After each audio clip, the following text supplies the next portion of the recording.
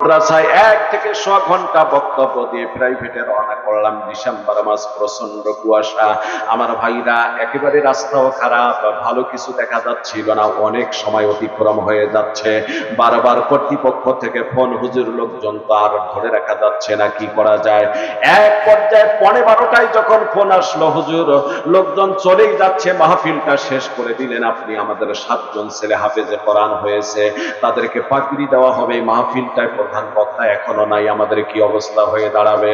শেষ পর্যন্ত বললাম যে আমি সুতি পলাশতলা বাজারে আসছি, আর কত দূর আমি জানি না, আপনারা বলে দিন। ওনারা বললেন, মাওলানা এখন পৌরসভার ভিতরে এসেছেন, লাইট এখন আলো জ্বলতেছে, আপনি খুব ডানে বামে যাবেন না, সোজা ডান দিয়ে চলে আসবেন। আপনি ডান দিকেও যাবেন না, বাম দিকেও যাবেন না, সোজা রোডটা ধরে আপনি উত্তর পশ্চিম দিকে চলে আসবেন। আসার পথে আপনি 7-8 মিনিট আসলে মাহফিল পেয়ে যাবেন। আমি ড্রাইভারকে বললাম, খুব জোরে গাড়িটা টানো, এখন আলো আছে, খুব জোরে গাড়িটা টানলো। আমার ভাইরা রাস্তায় গাড়িটা রেখে এক পর্যায়ে আমি গুনাহগার গিয়ে বসে পড়লাম। রাস্তায় গাড়িটা রেখে যখন স্টেজে গিয়ে বসলাম, দেখি মেয়র সাহেবকে বক্তব্য দিতে দিয়েছেন, উনি প্রধান অতিথি। পুরা নামটা মনে নাই, তবে ডাক নাম মনে আছে, শান্তু ভাই। ওই গোপালগঞ্জ পৌরসভার মেয়র সাহেব। আমার ভাইরা গোপালগঞ্জ টাঙ্গাইল, সেই গোপালপুরের টাঙ্গাইলের গোপালপুরের থানার এই ওই পৌরসভার সেই মেয়র সাহেব বক্তব্য দিচ্ছেন। আমি গুনাহগার স্টেজের মধ্যে বসে পড়লাম, আর উনি সুন্দর সুন্দর উন্নয়নের কথা বলেন। হঠাৎ করে তাকায় দেখি ছোট্ট একটা মাদ্রাসার ছেলে, বয়স হতে পারে আনুমানিক 9 কিংবা 11 বছর। এই ছেলেটা স্টেজের ডান দিকে একবার যায়, আবার বাম দিকে একবার আসে, আবার ডান দিকে একবার, আবার বাম দিকে, এইভাবে 3-4 বার সামন দিয়ে হাঁটা চলাফেরা করেছে। আমার দিকে তাকাইছে। ওকে দেখার পর আমার কাছে মনে হয়েছে খুব চিন্তিত বুঝি ছেলেটা। তারপর ধমক দিয়েছি, ব্যাঠারে, কোরআনের মাহফিল তুমি বেয়াদবি করো, মেয়র সাহেব বক্তব্য দিচ্ছে আর তুমি সামন যেভাবে মাদ্রাসার ছেলে হয়ে হাঁটা চলাফেরা করো, ব্যাঠা তুমি বসো। মাদ্রাসার ছেলে হয়ে যদি বেয়াদবি করো, বাকি ছেলেগুলি কি করবে, অন্য ছেলেরা কি করবে? ছেলেটা বসেই পড়ছে। এমন সময়ের ভিতরে আমার ভাইরা তাকায় দেখি ছোট্ট একটা বাচ্চা। এই ছেলেটা যে বসলো, এই ছেলেটা আর কিছুক্ষণের মধ্যে দেখি 2 চোখের পানি বয়ে বয়ে তার একেবারে সাদা পাঞ্জাবি ভিজে যাচ্ছে, এই পরিমাণ কান্না করতেছিল। হঠাৎ করে তার দিকে দৃষ্টি গেলে আমি আঙ্গুল তুলে ডাক দিচ্ছি, স্টেজের দিকে কাছাকাছি ডাকতেছিলাম। এমন সময় পিছন থেকে কমিটির লোক মনে করছে ছেলেটারে আরো বুঝি কোনো ধমক টমক দেব। আমার ডাকতে বলছে, হুজুর ওই ছেলেটারে আর কিছু বলিয়েন না, ওই ছেলেটা আমাদের মাদ্রাসায় আজকে 7 জন হাফেজে কোরআন হয়েছে, পাগড়ি পাবে, তার ভিতরে ওই ছেলেটাই হচ্ছে সবচেয়ে কম বয়সের একটা হাফেজে কোরআন। হুজুর ছেলেটার মা আজ থেকে 3 দিন আগে দুনিয়া থেকে চিরদিনের জন্য বিদায় হয়ে গিয়েছে। মা হারাইয়া ছেলেটার নাওয়া নাই, খাওয়া নাই, ঘুম নাই, পাগলের মতো হয়ে গিয়েছে।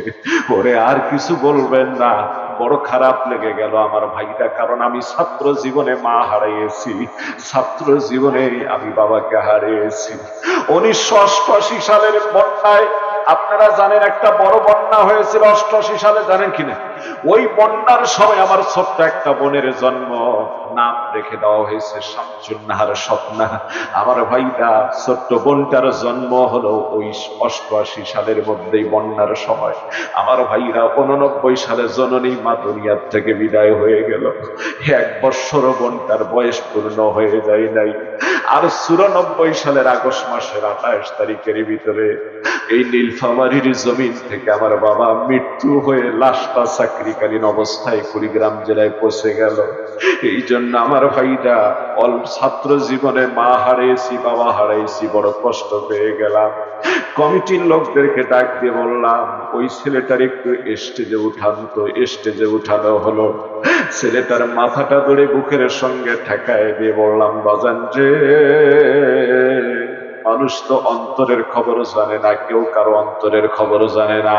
ও বাজান, তোমার মা মারা গিয়েছে, আমি তো জানি না, তোমারে ধমক দিয়েছি, আমারে ক্ষমা করে দাও রে বাজান। তবে সামন দিয়ে হাঁটছো কেন, আমার দিকে তাকাইছো কেন, একটু বলো না। চোখের পানি ছেড়ে দেয়, কান্দে আর বলে, হুজুর বেয়াদবি তো আমি করেছি, ক্ষমা চাবো। আপনি উল্টা ক্ষমা চান কেন, আমারে মাফ করে দেন।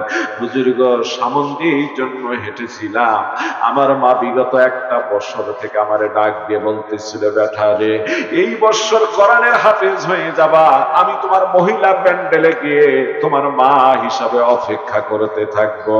যখন তোমার নামটা ঘোষণা করে তোমার মাথায় পাগড়ি পরানো হবে, ও বেটা, এই দুনিয়ায় যত মানুষ থাকবে আমি তোমার মা হব সবচেয়ে বেশি খুশি। ছেলেটা কান্দে আর বলে, হুজুর, আজ আমার বন্ধুদের মা এসেছে। মহিলা প্যান্ডেলে গেলাম, দেখি বন্ধুদের মা কত খুশি, বন্ধুরা কত খুশি।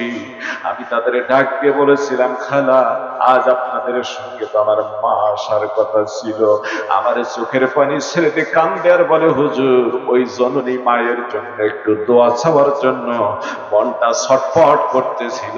আমি ছোট্ট মানুষ স্টেজে উঠতে পারি না, তাই তো সামনে এভাবে হাঁটতেছিলাম। জোরে বলা যাবে কি সুবহানাল্লাহ?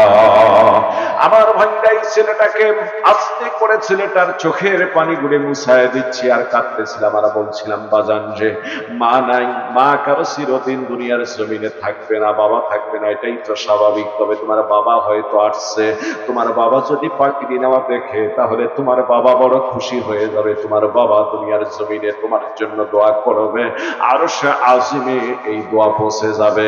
বাবার কথা বলার সঙ্গে সঙ্গে ছেলেটা এমন ভাবে এবার ফুপিয়ে ফুপিয়ে কান্না শুরু করে দিল।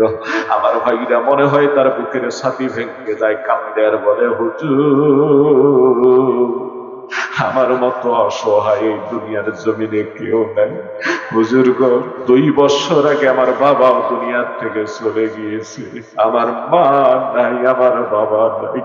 আজকে পাগড়ি নেব, আমার আপনজন বলতে এখানে কেউ নাই। হুজুর, আজ যদি মা বেঁচে থাকতো, বাবা বেঁচে থাকতো, কতই না খুশি হতো।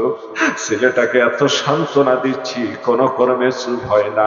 মা আর বাবার কথা মনে পড়ে করে চোখের পানি ছেড়ে দিয়ে কান্না শুরু করে দিয়েছে।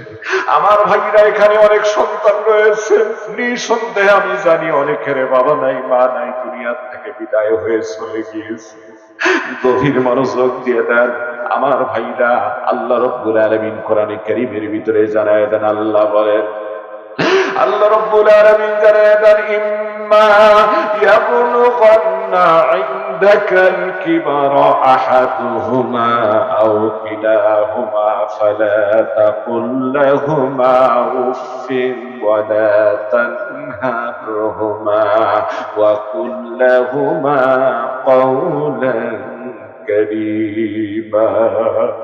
আল্লাহ বলেন, বান্দারে, তোমার জীবন দশায় তোমার মা অথবা বাবা দুজনের একজন অথবা উভয়জন যদি বার্ধক্যের ভিতরে পৌঁছে যায়, খবরদার তাদের উদ্দেশ্যে ফালা তাকুল্লাহুমা উফিন, খবরদার এমন আচরণ করো না যাতে তোমার মার বাবা জবান থেকে উহু শব্দটা বের করে। এই উহু শব্দটাও বের করা আমি আল্লাহ হারাম করে দিলাম। জোরে বলা যাবে কি সুবহানাল্লাহ? অথবা তুমি খেদমত করতে গিয়ে বিরক্ত হয়ে তোমার জবান থেকে উহু শব্দটাও বলবা না। ওয়ালা তানহারহুমা, খবরদার মা বাবারে ধমক দিয়ে কথা বলবে না। ও বান্দা, কেমনে কথা বলবে সে ডিকশনারিও তোমারে দিয়ে দিলাম। আল্লাহ বলেন, ওয়া কুল্লাহুমা কাওলান কারীমা। বান্দারে যখন মা বাবার সঙ্গে কথা বলবে তখন উত্তম উত্তম মার্জিত ভাষায় কথা বলবে। তোমার মার বাবা যদি তোমার কথায় একটা মুস্কি হাসি দিয়ে দেয়, আমি আল্লাহ তোমার আমলনামায় একটা কবুল হজের সওয়াব বরাদ্দ করে দেব। জোরে বলা যাবে কি সুবহানাল্লাহ?